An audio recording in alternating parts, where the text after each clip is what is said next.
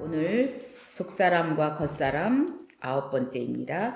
소제목은 그는 흥하여야 하겠고 나는 쇠하여야 하리라. 본문은 요한복음 3장 27절로 30절까지입니다. 제가 읽겠습니다. 요한이 대답하여 이르되 만일 하늘에서 주신 바 아니면 사람이 아무것도 받을 수 없느니라. 내가 말한 바 나는 그리스도가 아니요 그의 앞에 보내심을 받은 자라고 한 것을 증언할 자는 너희니라. 신부를 취하는 자는 신랑이나 서서 신랑의 음성을 듣는 친구가 크게 기뻐하나니 나는 이러한 기쁨으로 충만하였노라. 그는 흥하여야 하겠고 나는 쇠하여야 하리라 아니라. 아멘.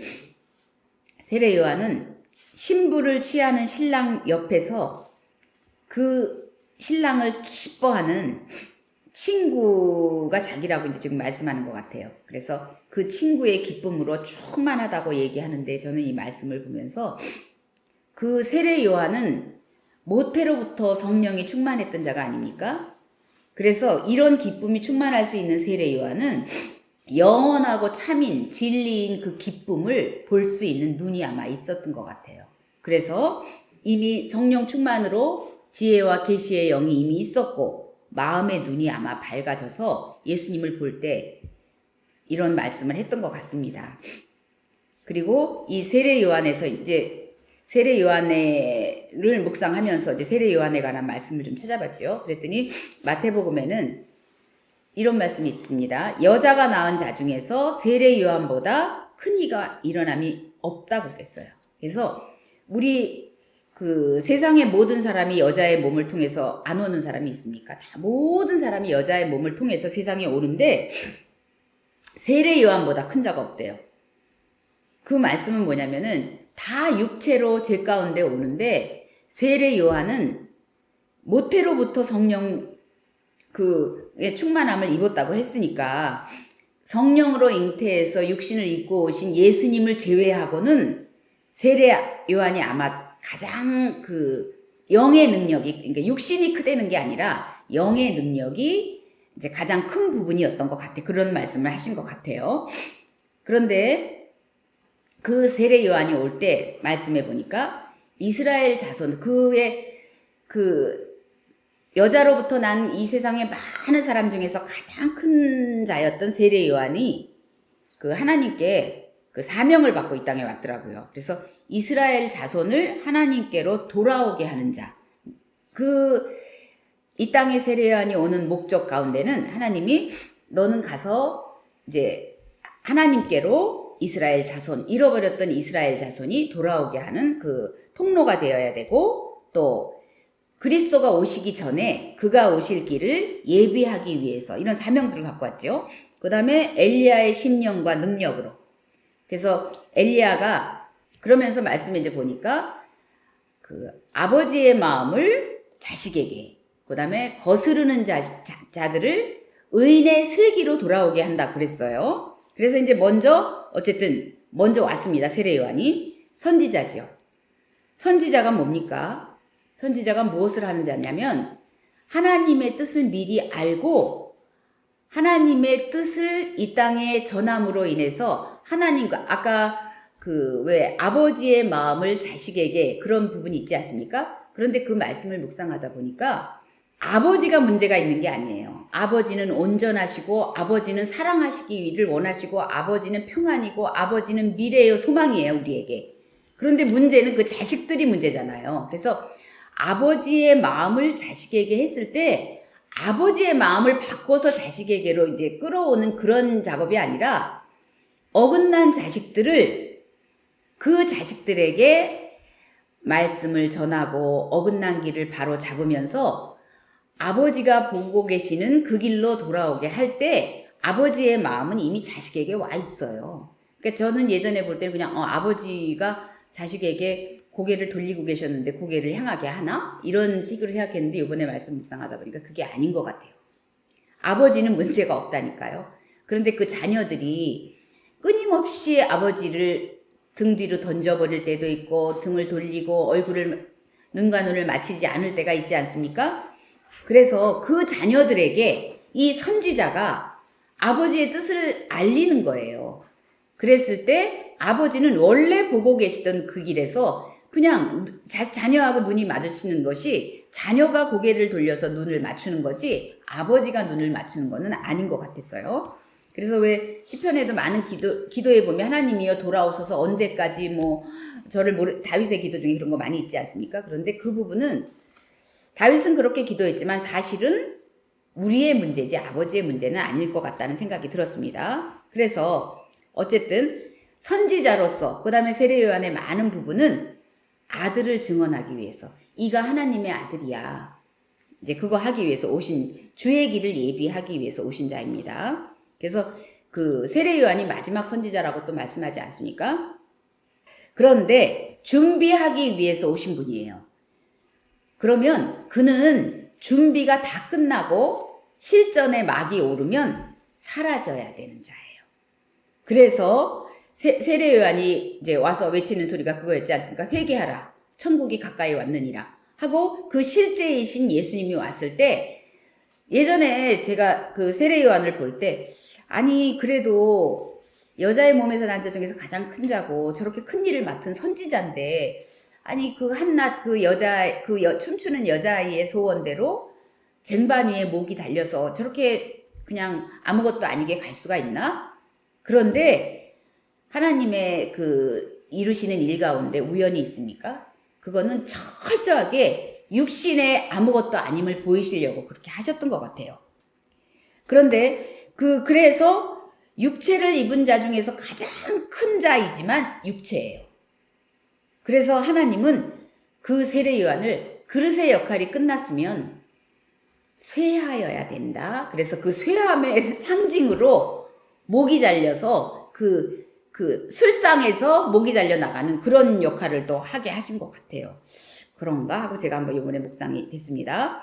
그래서 하나님께서 이 사건을 통해서 말씀하시는 거는 육체 안에 담길 영이 진짜고 생명이 진짜고 말씀이신 예수가 진짜야. 그래서 그가 흥하여야 돼. 그것도 육체와 영의 대비 구조였어요. 이번 말씀에도. 그래서 육신의 자아 우리 죽어져야 된다고 매일 말하지 않습니까? 육신의 자아는 그래서 죽어져야 되고 예수님만 우리 안에 오셔서 흥했을 때 놀라운 복 가운데 우리가 들어가는 거예요. 그래서 그는 흥하여야 하겠고 나는 쇠하여야 하리라. 이게 복음이더라고요. 저는 요번에 복음이에요. 이 복음은 세례 요한에서 끝나는 말이 아니라 우리가 매일 외쳐야 되는 말이더라고요. 그는 흥하여야 하겠고 나는 쇠하여야 하리라. 그래서 이게 참 영생 아닙니까? 복이고. 그래서 사람이 하나님께로부터 그 육신의 120년을 허락받았어요. 그런데 그 120년이라는 의미가 뭐냐면 영원한 생명을 너가 잃어버렸던 영원한 생명을 구하고 찾아서 소유하고 회복하라고 하나님이 120년을 허락하신 거예요. 우리의 120년은 그걸 갖고 마음껏 누리고 즐기다가 가라는 120년이 아니라 하나님께서 기회로 주신 120년이었어요. 그래서 하나님께서 그리고 또 하나님은 그렇게 하나님이 우리에게 그 120년을 허락하시면서 하나님은 사람이 육신이 되었을 때는 영이신 하나님께서 함께 하실 수 없어서 떠나셨지만 하나님이 누구십니까? 하나님은 한 번 세우신 뜻은 끝까지 이루시는 분이고 계획하셨으면 반드시 이루시는 분이에요. 그래서 에덴에서 아담이 실패했다고 해서 그걸 끝난 하나님이 아니시지 않습니까? 하나님은 계속 내가 물론 태초부터 이걸 하나님이 또 다 아시고 계셨고 계획 가운데 들어가 있었죠. 그래서 그러면 하나님은 그렇게 우리에게 뜻을 두고 계신데 그럼 우리가 할 일은 뭐냐? 우리가 할 일은 그 세례 요한에서 보듯이 육체가 감당해야 될 그 몫이 다 끝나고 빨리 영으로 돌이켜야 되는 거거든요. 회복, 아까 말씀드렸던 거. 그래서 영으로 하늘에 속한 자로 빨리 이것을 그래서 너는 이제 그 골로새서에 나와 있지 않습니까? 하늘의 것을 구하라고. 그런데 우리가 지금 저의 삶을 보면 하늘의 것도 물론 구해요. 그런데 그것은 땅의 것을 보완하기 위해서 하늘의 것을 구하는 저더라고요. 그런데 하나님께서는 그걸 원하는 게 아니기 때문에 조금 아까도 이제 목사님과 잠깐 말씀 나눴지만 이렇게 우리가 아직도 고난입니다. 그래서 어떤 때는 이 고난이 좀 버겁다 생각이 들면 그냥 이 부분 이게 하나님하고 동행하느라고 고난인 것 같으니까 이 부분을 좀 내려놓고 고난을 덜고 육신에서 땅의 삶을 육체의 삶을 조금 편안하게 가보고 싶은 마음이 있어요. 왜냐하면 하나님과 동행하려고 하다 보니까 그렇다고 우리가 100% 하나님의 사람도 아니고 그렇다고 땅의 사람도 아니에요. 그러니까 엄청 힘들어요. 그러니까 이럴 바에는 이제 나이도 먹고 육신도 고단하고 하나님의 일을 좀 내려놓고 육신의 삶 중에서 그래도 조금 이거 덜어내면 낫지 않을까? 그건 미련한 생각이에요. 그런데 그런다고 절대로 나아지지 않는다는 걸 알지만 그런 생각이 들 때가 있습니다.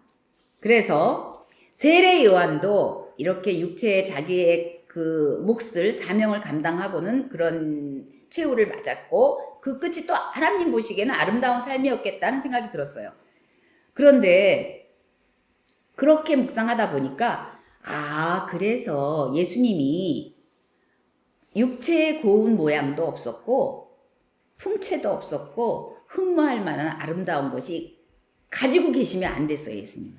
왜냐하면 예수님께서 육체를 입고 오신 것은 죄에 없으신 그분의 육체에 죄를 담아서 피 흘려서 하나님과 우리를 화목하게 하시기 위한 화목제를 불태우기 위해서 육체를 갖고 오신 거지, 그 육체를 자랑하고 얘들아 육체도 이렇게 아름다운 거야 그거 보이시기 위해서 오신 분이 아니기 때문에 고운 육체가 되면 안 됐더라고요. 예수님이 풍채를 가지시면 안 됐어요. 흠모할 아름다움이 거기 있었으면 안 됐더라고요. 그런데 우리는 지금 어떻습니까? 육체의 고운 모양을 세상이 끝으로 갈수록 지금 더하지 않습니까? 고운 육체의 모양을 위해서 얼마나 다들 혈안이 돼서 달려갑니까? 풍채가 또 얼마나 중요합니까? 그래서 주객이 지금은 완전히 바뀌어져서 하나님께서는 계속 영으로를 원하고 계시는데 우리는 계속 육체로 세상을 한번 보세요. 계속 육체를 주장합니다. 그래서 우리가 그렇게 되기도 원하지만 모양과 풍채가 좋은 자들이 손에 아름다운 세상의 것들을 많이 쥐고 있는 것을 보면 너무 아름다워 보여요. 진짜 흠모가 됩니다. 그리고 세상이 막 박수를 쳐요. 열광하면서 속에는 나도 좀, 저 한 부분이라도 나도 좀 누릴 수 없을까? 그런데 주님께서는 말씀에서 그 요한복음에서 그렇게 말씀하시지 않습니까? 영이요 생명이고 육신은 무익하니라. 그런데 육신이 무익하다는 거 육신을 쳐서 없애버려라 그게 아니에요. 육신은 그릇이기 때문에 필요합니다. 그런데 육이 무익하다는 것은 너희가 육을 집중하고 이 주객을 완전히 바꿔갖고 육을 향해서 가는 거 그거는 아니야 하는 이 말씀이었습니다. 그래서 영이 생명이야. 영이 참 생명이고 그래서 계속 보면 서신서에도 보면 그 마음의 눈이 밝아져야 된다. 영이에요. 지혜와 계시의 영이 있어야 된다. 영을 얘기하지만 저는 언제나 그 많은 부분 그 말씀들을 읽었지만 항상 그냥 그 머리로만 알았어요. 그렇지. 지혜와 계시의 영이 있어야지. 그러면서 지금까지 왔기 때문에 영이 이렇게 아주 작은 어린아이인 것 같아요. 그런데 하나님께서는 너가 나하고 얼굴과 얼굴을 맞대서 아까 세례 요한이 그 친구의 기쁨을 그 신랑의 기쁨을 신랑을 기뻐하는 그 기쁨으로 옆에 서 있다고 했지 않습니까? 우리는 그 신랑의 기쁨을 기뻐하는 친구가 못 돼요. 아직 그 작은 아이가 그 깊은 신랑의 그 깊은 뜻을 알지 못하기 때문에 기쁘지 않죠. 그렇습니다. 그랬는데 그 세례 요한이 올 때 그 엘리야의 그 심령과 능력으로 왔다고 했지 않습니까? 그래서 저는 엘리야? 그럼 엘리야를 한번 찾아봤어요. 그래서 엘리야가 우리가 알고 있지만 말씀을 찾아보니까 그 하나님의 사람으로 선지자의 대표격이 엘리야 아닙니까? 엘리야예요. 그래서 엘리야는 그 입에 그 하나님의 말씀이 있었던 사람이잖아요. 그래서 그 하나님의 그 엘리야의 얘기 여러 부분이 있지 않습니까? 이제 그걸 다 말할 수는 없지만 일단 가장 중요한 게 하나님의 말씀이 그의 입에 있었어요. 그리고 또 엘리야는 성정이 우리랑 같다 그랬더라고요.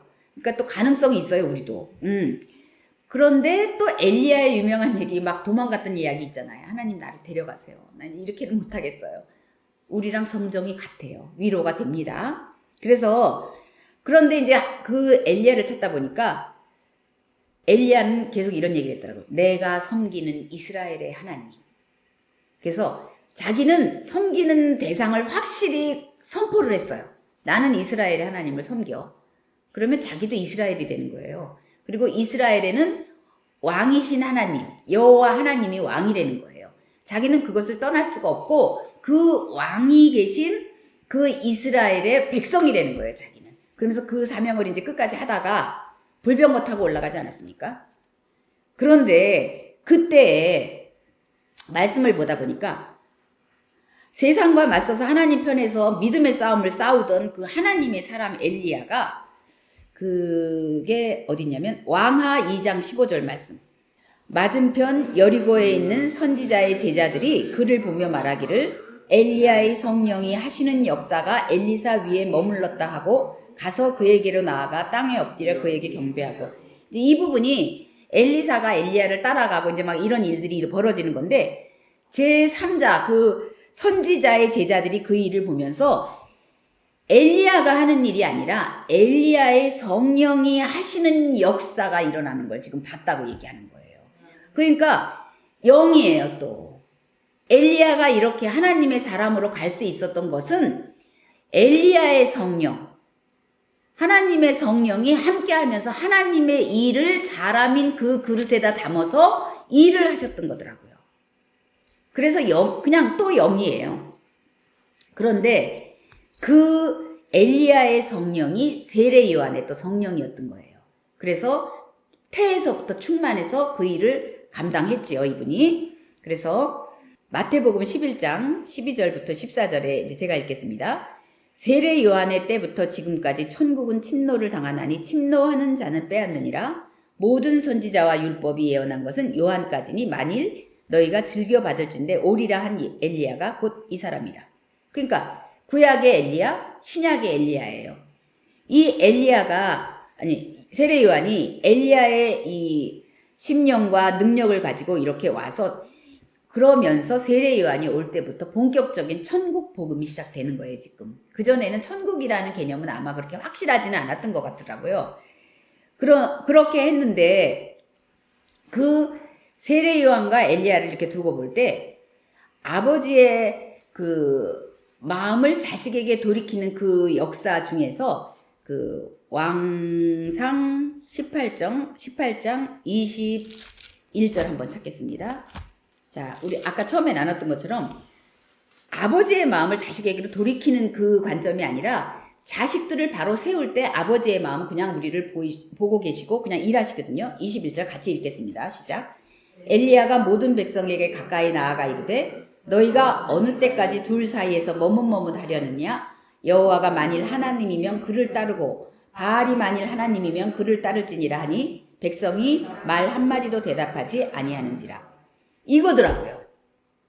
그러니까 하나님에게 가서 아버지 이들을 불쌍히 여기시고 물론 그 기도도 해야 되겠죠. 그렇지만 하나님이 문제가 있는 게 아니기 때문에 그 백성들에게 가서 어느 때까지 둘 사이에서 머뭇머뭇하려느냐. 저는 이 말씀을 드리고 왔어요. 저한테 너는 어느 때까지 육체와 하나님 사이에서 영 사이에서 머뭇머뭇하려느냐. 이 말씀 아니에요? 저의 이야기입니다. 네가 육체를 가지고 물론 그러나 그것은 그릇이고 그것은 무익하다고 하나님 계속 말씀하시면 그런데 저는 계속 육체의 한 발, 영의 한 발 디디고서 이렇게 머뭇머뭇하는 거예요. 그때 엘리야가 이때 했던 말처럼 세례 요한이 저에게 그 하나님 예수님의 세례 요한은 이미 없지만 저한테 또 세례 요한이 있잖아요. 성령님이 세례 요한이시잖아요. 또 저에게 너 어느 때까지 그렇게 머뭇머뭇하겠느냐 이 말씀을 하는 거더라고요. 그러면서 그 왕상 그 18장 옆으로 조금 오다 보면 36절 있습니다. 같이 읽겠습니다. 저녁 소제 드릴 때에 이르러 36절 저녁 소제 드릴 때에 이르러 선지자 엘리야가 나아가서 말하되 아브라함과 이삭과 이스라엘의 하나님 여호와여 주께서 이스라엘 중에서 하나님이신 것과 내가 주의 종인 것과 내가 주의 말씀대로 이 모든 일을 행하는 것을 오늘 알게 하옵소서. 여호와여 내게 응답하옵소서. 내게 응답하옵소서. 이 백성에게 주 여호와는 하나님이신 것과 주는 그들의 마음을 돌이키심을 알게 하옵소서 하매, 이 중보자가, 이 엘리야가, 이 성령님 우리를 위해서 지금도 중보하고 계시지 않습니까? 이 성령님이 지금 우리를 위해서 하는 기도가 또 이거겠구나. 이렇게 할 때 주 여호와는 하나님이시면서 주는 그들의 마음을 되돌이키심을 알게 하옵소서. 그러니까 아버지의 마음이, 아까 왜 백성들한테 먼저 얘기했잖아요. 너 언제까지 머물머문 할래? 그리고 백성이 마음을 정할 때 하나님이 그들의 마음을 돌이키시는 거예요. 그게 바로 아버지의 마음을 자식에게로 향하게 하시는 거더라고요. 아멘? 그렇습니다. 그래서 이런 엘리야가 이 일을 했던 것처럼 세례 요한이 이 일을 한 거예요. 우리 신약에 와서. 그랬을 때 그 39절 백성들이 고백합니다. 같이 읽겠습니다. 시작. 모든 백성이 보고 엎드려 말하되 여호와 그는 하나님이시로다. 여호와 그는 하나님이시로다 하니 아멘. 이거였습니다. 그래서 제가 머뭇머뭇할 때 중보이신 우리 성령님이 지금도 기도하고 계셔요. 그래서 우리 목사님이 또 그 열흘 동안 그 기도하라고 또 이렇게 미션을 주시지 않았습니까?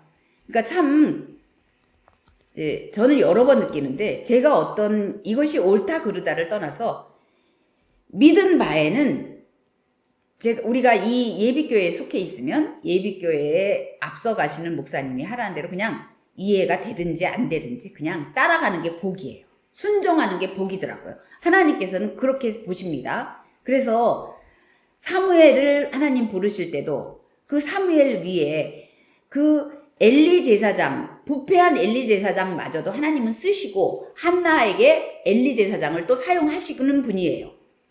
우리 하나님은 그러신 분이기 때문에 내가 모든 것을 다 알고 판단하고 분별해서 이거는 순종할 만한 것이야, 이것은 그렇지 않아, 그렇게 할 수 있는 자들이 아닙니다. 우리는 무조건 순종이에요. 내가 속해 있는 그 지체로 있는 동안에는. 그래서 하나님께서는 요새 계속 무슨 말씀을 하시냐면, 나는 혼자 있는 너, 개인 너를 물론 사랑하지만 그것보다는 교회 안에 너를 내가 더 사랑하지. 왜냐하면 그 교회의 머리이신 예수님이 머리로부터 연합하여 이렇게 마디와 관절과 마디와 뭐지? 생각이 안 나네. 그걸로 쭉 통해서 지금 예수님이 흘러내려가시기 때문에 내가 사랑하지. 근데 네가 교회의 지체로 있을 때 네가 나를 더 볼 것이다.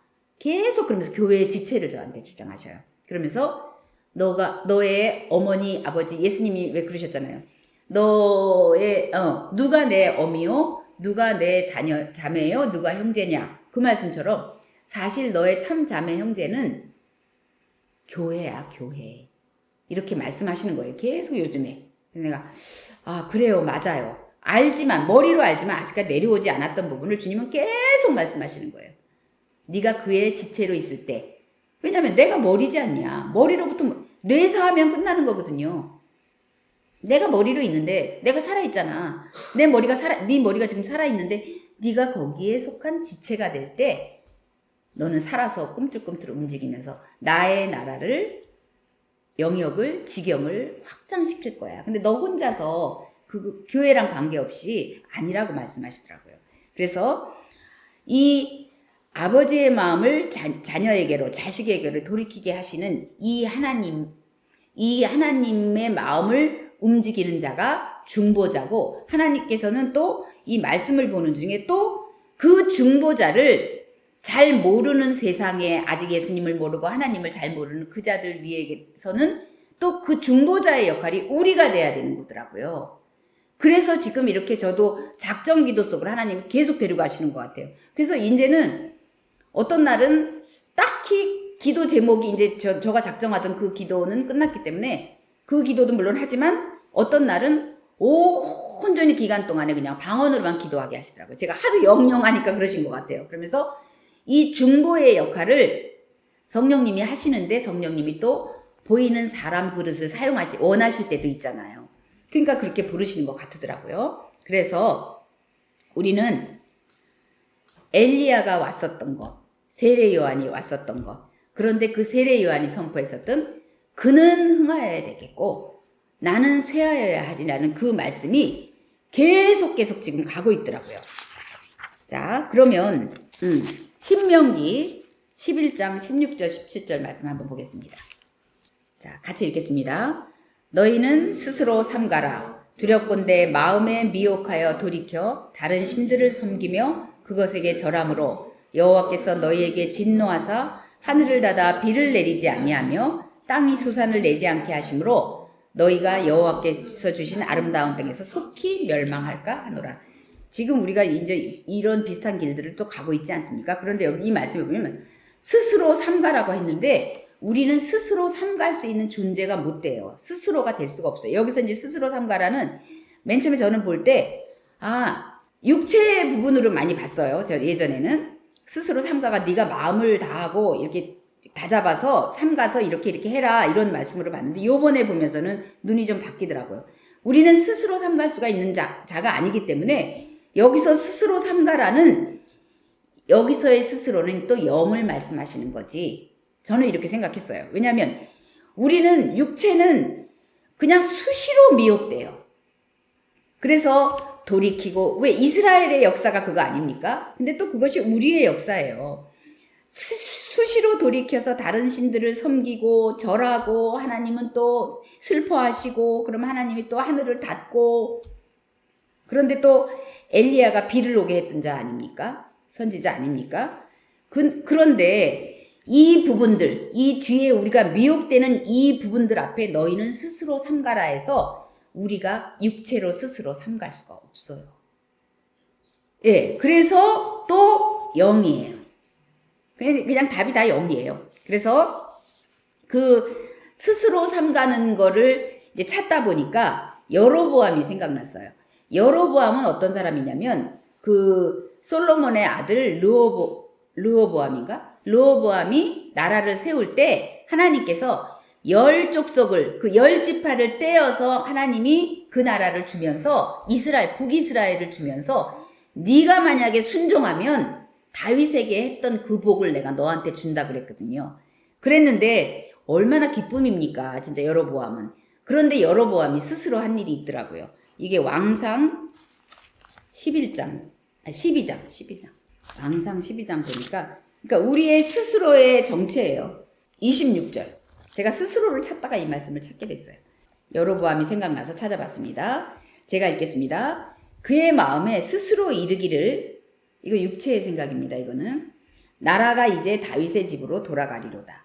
만일 이 백성이 예루살렘에 있는 여호와의 성전에 제사를 드리고자 하여 올라가면 이 백성의 마음이 유다 왕된 그들의 주 르호보암에게로 돌아가서 나를 죽이고 유다 왕 르호보암에게로 돌아가리라 하고 이거는 스스로 생각한 사람의 생각이지 그 위에 하나님께서 뭐라 그랬냐면 그 왕상 11장에 보면 11장 38절 제가 읽겠습니다. 내가 만일 내가 명령한 모든 일에 순종하고 내 길로 행하며 내 눈에 합당한 일을 하며 내 종 다윗이 행한 같이 내 율례와 명령을 지키면 내가 너와 함께 있어 내가 다윗을 위하여 세운 것 같이 너를 위하여 견고한 집을 세우고 이스라엘을 내게 주리라. 그런데 스스로 생각하다 보니까 사람의 생각이 하나님의 생각을 덮어버렸어요. 그러면서 이제 북이스라엘이 망하는 과정으로 쭉 들어가게 되는 거예요. 그래서 우리는 스스로 하면 안 돼요. 그건 예외가 없는 것 같더라고요. 처음에는 깨어서 그렇게 할 수 있었다 하더라도 그 길은 0.00001도만이라도 이렇게 틀어졌으면 나중에는 확 틀어지거든요. 결과적으로 이 길은 틀어지는 길이에요. 사람의 생각은 안 돼요. 그래서 아까 신명기에 나왔던 그 모세가 했었던 그 말씀은 너희는 스스로 삼가라 이 말 속에는 비밀이 있어요. 너희 스스로는 못 삼가. 구해야 돼. 너희를 인도할 영을 구해야 돼. 그 말씀인 것 같았어요. 그래서 아까 그 말씀에 27절부터 제가 읽겠습니다. 아까 왕상 12장 26절 27절 만일 이 백성이 이제 아까 르호보암에게로 돌아가리라 하고 계획하고 금송아지 세우지 않습니까? 여로보암이 이렇게 한 거예요. 그래서 우리는 스스로 삼갈 수 있는 존재가 아니고 우리의 실제, 쇠하여야만 하는 우리의 실제를 한번 보겠습니다. 우리는 태생적으로 육체와 마음이 원하는 것을 따라가요. 그것이 자연스러워요. 그래서 또 마음이 미혹되고, 아니 저가 조금 아까 미혹된 얘기를 목사님한테 했다니까요. 좀 일찍 왔다고 더 뭐 거룩하고 성스러운 얘기를 한 게 아니라, 이제 저는 좀 이런 무거운 짐은 좀 내려놓고 조금 그 중에서도 좀 편하게 사는 게 좀 하나님의 뜻이 아닐까요? 근데 하나님이 이번 주간에 그랬거든요.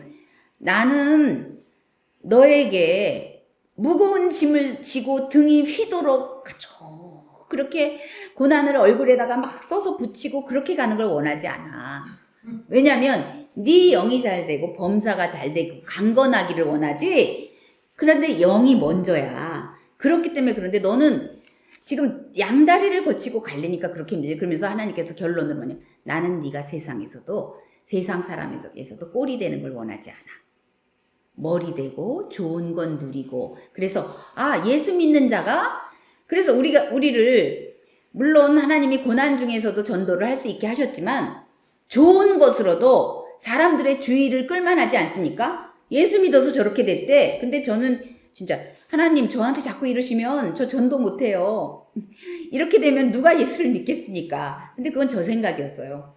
하나님이 그럴 때는 그런 대로, 또 영으로 강건해졌으면 그 다음에는 사람들이 보고 저 사람이 예수 믿어서 저렇게 됐대. 저 끝이, 저 결론이 저렇게 됐대. 얼마나 많은 자들이 돌아오겠습니까? 그런데 하나님께서는 먼저 네 실제를 좀 보자. 너는 쇠하여야 되거든? 쇠하는 게 맞아. 근데 너가 어떤 자냐면, 다른 신들을 따라가는 게 우리 눈으로 볼 때도, 우리 육체의 눈으로 볼 때 좋아 보여요. 세상에서 잘된 거 보면 좋아 보이지 않습니까? 그리고 또 우린 땅에서 났기 때문에 땅하고 친해요. 그리고 땅이 이해가 너무 잘 돼요. 가깝잖아요. 하늘은 너무 멀어요. 어쩌다가 이렇게 한번 이렇게 보게 되지 우리가 매일 그렇게 하늘을 보지는 않잖아요. 그래서 땅이 가까워요. 그리고 땅이 사랑스러워요. 우리가 그런 존재예요. 그런데 그 땅이 어떤 곳입니까? 이미 저주를 받았고 엉겅퀴가 나고 가시덤불이 있는 곳인데 사단이 그걸 어떻게 했습니까? 그래서 제가 가시덤불을 이번에 찾아봤다니까요. 원어를. 그랬더니 찌르는 것, 악행, 저주, 가시덤불에 이런 말씀 비슷한 뜻인데 이렇게 생각 안 해봤거든요. 폐허, 참된 삶의 방해가 되는 거 맞죠? 예, 그런 것들이더라고요.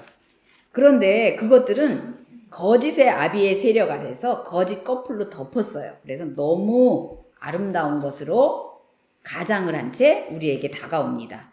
그래서 우리가 영의 눈이 안 떠여지면 그 실체가 깨달을 수가 없고 볼 수가 없어요. 그래서 제가 잠깐만 이거는 그냥 지나가는 얘기처럼 그 요새 세상을 다 뒤덮는 오징어 게임이라는 게 있잖아요. 저는 근데 그게 되게 잔인하다는 얘기를 들어서 제가 아이들한테 물어봤어요. 그거 엄마 볼만한가? 재미있냐? 그랬더니 우리 아이들은 뭐 그렇게 재밌다고는 안 하는데 글쎄 그냥 근데 좀 잔인한 면이 있어. 그래서 안 봤어요. 근데 지난주에 주말에 그걸 다 몰아서 봤는데 보고 나서 제가 깨달은 게 있습니다. 이거가 하나님이 또 뜻이 있어서 안 볼 수 없게 자꾸 봐야 되는 강압적으로 제가 봐야 된다는 느낌이 오는데 보기는 싫고 그래서 여기까지 밀다가 이제 봤는데 그 오징어 게임을 보면서 보셨나요? 보셨어요? 목사님 안 보셨죠? 벌써 그렇게 안 보시니까. 그 게임을 만든 그 할아버지가 나중에 하는 그 대사가 있어요. 제가 이 말씀 준비하면서 다시 한번 그 대사를 확인해 봤는데 그 할아버지가 뭐라고 얘기하냐면 돈이 아주 많은 사람들하고 돈이 없는 사람들, 너무나 없는 사람하고 공통점이 있다는 거예요. 그 공통점이 뭐냐면 삶이 재미가 없대요.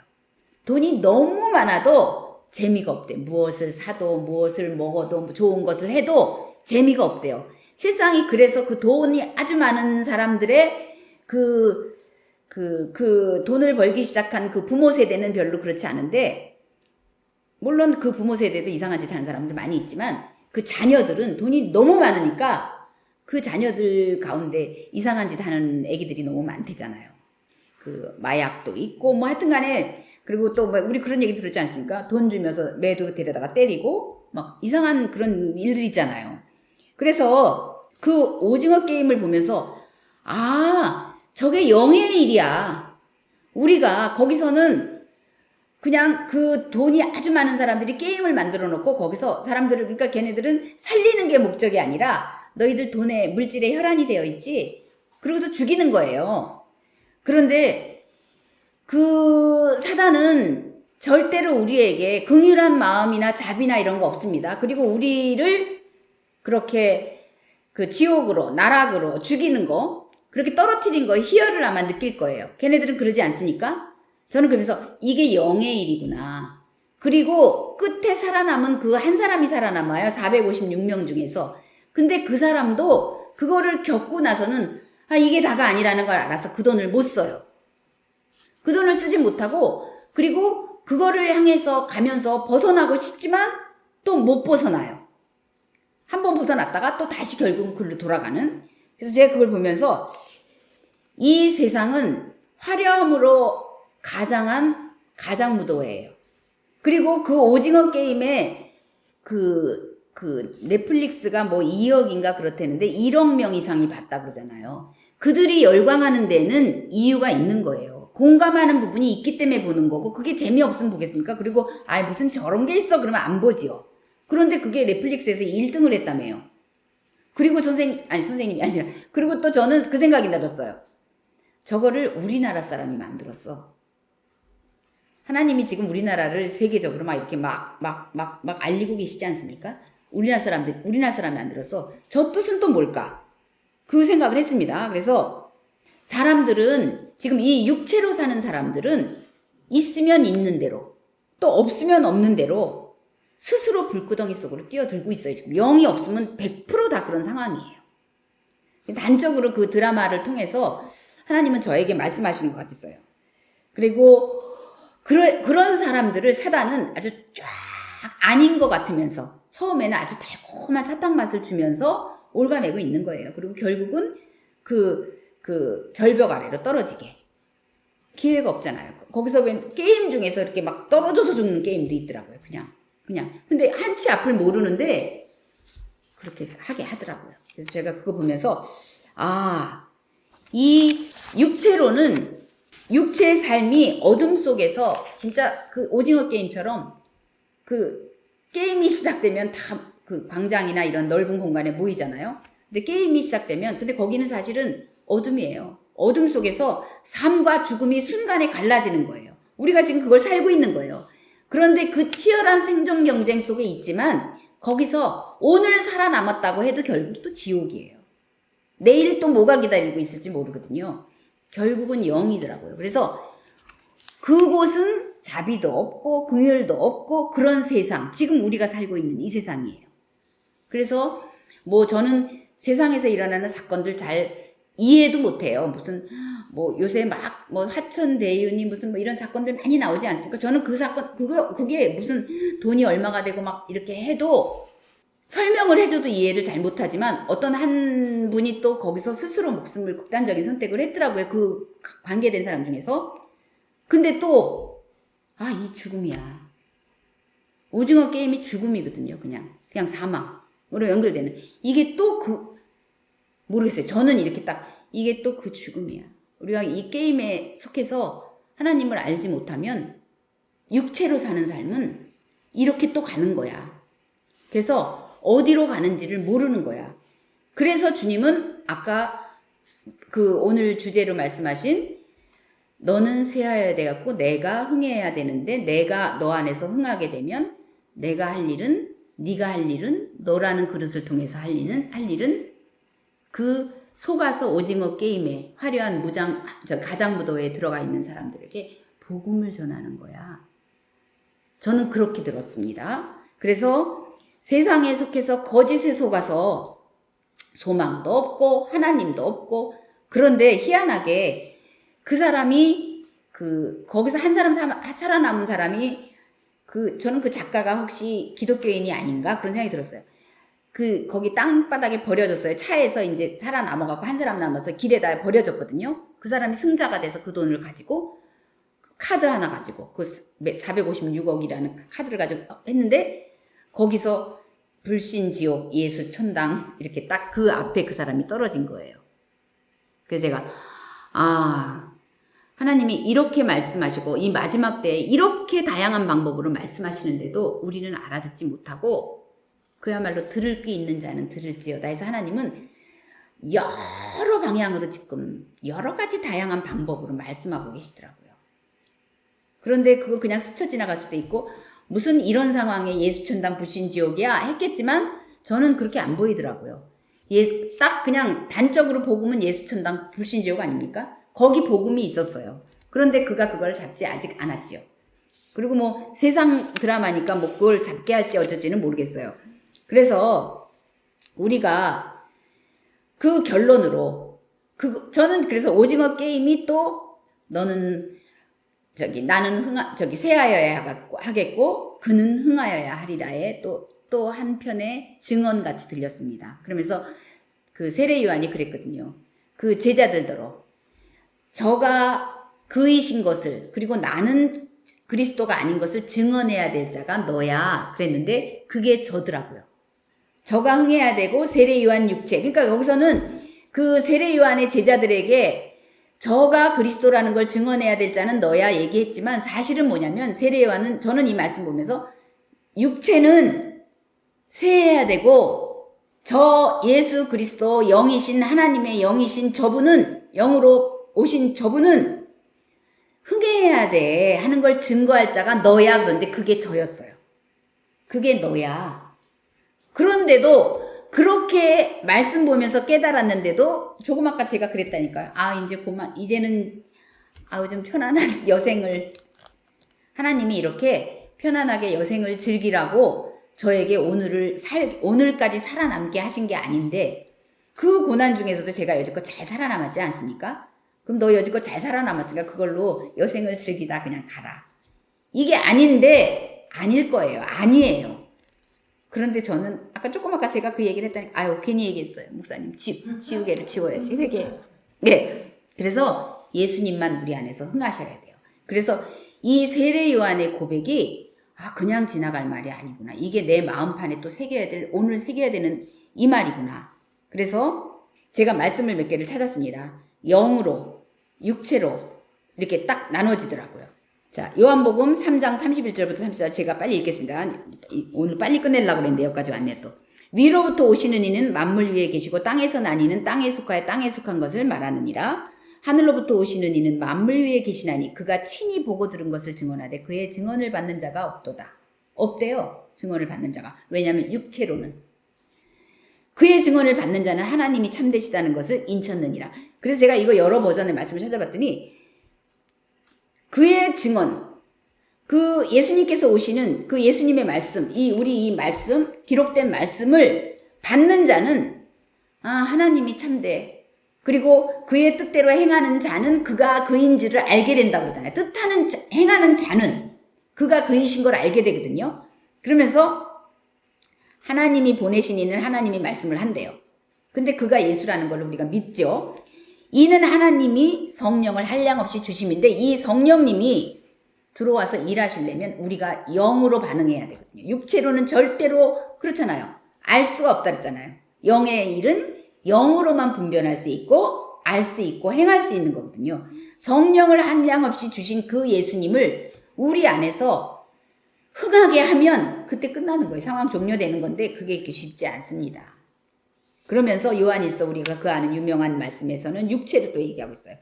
이 세상이나 세상에 있는 것들을 사랑하지 말라. 이건 너무 유명한 말씀이지 않습니까? 세상을 사랑하면 동시에 갈 수는 없는 거예요. 세상을 사랑하면 아버지의 사랑이 그 안에 있지 않아. 이거는 둘 다 사랑이에요. 단어적으로는. 세상 사랑, 하나님 사랑. 세상 사랑은 육체고 하나님 사랑은 영이에요. 그래서 이생의 자랑이고 이렇게 쭉 나옵니다. 그런데 이런 것들은 육체에 속한 것들은 하나님으로부터 온 것이 절대로 아니고 그것은 끝나는 거고 쇠하는 거고 없어지는 거고 불타 없어질 것들이에요. 그래서 쇠해야 되는 것들이에요. 근데 우리는 그 쇠해야 되는 것들을 흥하게 하려고 달려가고 흥하셔야 되는 그분을 무시하지요. 어떤 때는 멸시해요. 자, 제가 요번 말씀에서는 끝으로 이 은혜 받은 말씀이 이겁니다. 골로새서 2장 2절에서 3절 같이 읽겠습니다. 읽고 마치겠습니다. 같이 읽겠습니다. 이는 그들로 마음의 위안을 받고 사랑 안에서 연합하여 확실한 이해의 모든 풍성함과 하나님의 비밀인 그리스도를 깨닫게 하려 함이니 그 안에는 지혜와 지식의 모든 보화가 감추어져 있느니라. 이 말씀 제가 이 말씀을 골라놓고 나중에 또 이 말씀을 읽으면서 이는 그들로, 그래서 이는 무엇이, 그리고 다시 말씀으로 돌아갔어요. 그랬더니 골로새서 2장 1절에 무슨 말씀이 있냐면 사도 바울이 내가 너희들을 위해서 이렇게 애쓰고 힘쓰는 이것을 말하더라고요. 그냥 간단하게. 사도 바울이 지금 너희 이방인의 사도 아닙니까? 이분이 나는 정말로 원하는 게 너희가 마음의 위안을 받기를 원해. 그런데 이 마음에 우리가 왜 위안을 받아야 되냐면 우리는 악한 행실로 하나님과 마음으로 원수가 됐던 자들이에요. 그래서 태생적으로 우리는 마음에 상처가 있어요. 하나님을 만나지 않으면.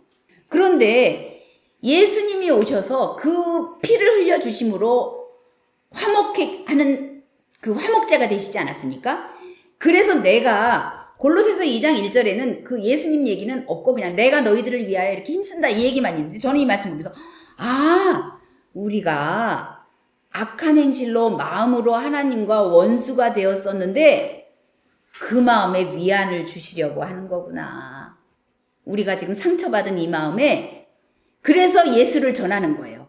그가 자기 몸을 주셨어. 너희가 그랬지만 그래서 하나님과 너희 그 상처받은 마음에 이 치료를 하려고 피 흘려서 화목제물이 되셨어.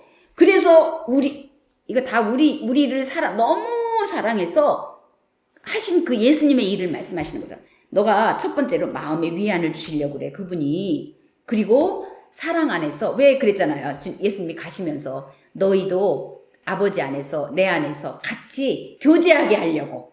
그래서 하나 되게 하려고. 요한복음에 나와 있지 않습니까? 그래서 먼저는 그들로 예수님이 우리에게 주시기 원하시는 거는 위안이더라고요. 너희 악한 행실로 마음으로 원수됐잖아? 근데 그렇지 않아. 알아. 바람인 것도 알고 먼지인 것도 알아. 그래서 내가 왔잖니. 아버지께서 약속했잖니. 그리고 우리 왜 저번에 나눴지 않습니까? 그 비밀은 너희 안에 계신 나인데 우리 안에 계신 예수 그리스도인데 그분이 하시고자 하는 일이 뭐냐면 저는 그냥 좌정하셔서 나를 다스리신데 그거 이전에 다스리시기 이전에 주님은 저한테 위안을 주시길 원하더라고요. 야, 조금 아까 네가 한 말 내가 다 들었는데 너 웃기는 거 내가 아는데 그래도 내가 너 사랑해. 네가 이걸 받기만 하면. 자, 위안을 받고 사랑 안에서 연합시키신대요. 먼저는 위안입니다. 그 다음에는 제가 제일 좋았던 거 확실한 이해를 시켜주신대요. 우리가 이해하지 못하기 때문에 뱅뱅뱅뱅뱅 언저리만 도는 거예요.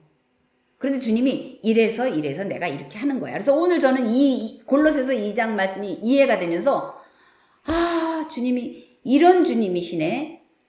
확실한 이해의 모든 풍성함을 내가 줄게. 이게 뭐냐면 그 다음에 연결이 돼요. 하나님의 비밀인 그리스도를. 확실한 이해가 오면 그리스도를 깨닫는 거예요. 이해가 막 오면서 예수님이 깨달아지고 말씀이 깨달아지면서 그런데 죄송하지만 깨달았는데 이상한 짓도 하긴 해요. 근데 괜찮아요. 이게 한 번 쓰고 또 두 번 쓰면 바위에 새겨져요. 마음판에 새겨져요. 처음에 제가 이거 몇 번은 새긴 거거든요. 근데 까먹고 좀 이상한 소리 했는데 하나님의 비밀인 네 안에 있는 하나님의 비밀 그리스도 너 안에 계셔서 너 깜짝 놀랬잖아. 근데 놀란 걸로 끝. 근데 이번 주에 다시 마음의 위안을 주시고 사랑 안에서 연합하게 하시고 그 다음에 너 이해 안 돼서 그 이상한 짓 자꾸 하잖아. 이해하게 하시고 깨닫게 하셔서 그 다음에는 지혜와 지식의 모든 보화를 이 질그릇 속에서 막 넘치게 하시겠다는 거예요. 근데 여기까지 갔으면 좋겠습니다. 아멘? 제가 그냥 스쳐 지나갔던 이 말씀이 그냥 확실한 이해에서 저는 그냥 이 말씀이 그냥 다 깨져버렸어요. 그런데 깨진 것까지 끝. 이제 살아야죠, 이 말씀을. 이렇게 살아서 모든 지혜와 지식의 모든 보화. 그러면요, 이거는 예수님을 아는 지혜와 지식의 모든 보화가 내 소유가 되고 내가 그것을 이제 장신구처럼 달기 시작하면 제 삶은 세상에서 머리 돼요. 그 머리라는 의미는 또 제 예전 그걸로 생각하면 뭐 진짜 막 주렁주렁 막 너무 화려한 이게 아니라 하늘의 보화를 받았기 때문에 부러울 것도 없고, 그러나 제 영이 그 상태가 되면 범사가 강건하게 된다니까요. 아멘? 그래서 저는 이 오늘의 말씀, 나는 쇠해야 되고 예수님만 흥하여야 되는구나. 그런데 그렇게 되면 이 말씀이에요. 골로새서 2장. 예수님만 흥하면 그분이 먼저는 저를 위로하시고 우리를 위로하시고 그 다음에 뭐예요? 연합을 시켜요. 누가 연합하냐면 일단 아까 그랬잖아요. 주님이 너 혼자 있는 거 내가 사랑하지만 그렇게 기쁘지 않아. 교회 안에 와서 사랑 안에서 연합해서 그 다음에 뭐라고 했습니까? 확실한 이해를 내가 너에게 줄 거야. 그리고 네가 나를 이제는 깨달을 거야. 그래서 막 그 에베소서 있다가 말씀 좀 읽어보세요. 막 머리로부터 연결돼서 막 관절과 골수를 통해서 막 다 연결돼요. 하나 돼서 막 유기적으로 돌아가는 거예요. 사는 거예요. 영원한 생명으로. 그것은 우리 육체만 말하는 것이 아니라 교회가 막 그렇게 산다고 생각해 보세요. 어떤 일이 일어나겠습니까? 주님이 얼마나 기뻐하겠습니까? 우리 주님을 찬양합니다. 그래서 참 지혜는 종말을 생각하고 분별하는 것이에요. 아멘. 우리가 세상 사는 지혜도 좋지만 나의 끝, 예수 천당, 불신 지옥 생각하는 것이 우리의 참 복이라는 것을 이번 주에 깨달았습니다. 아멘.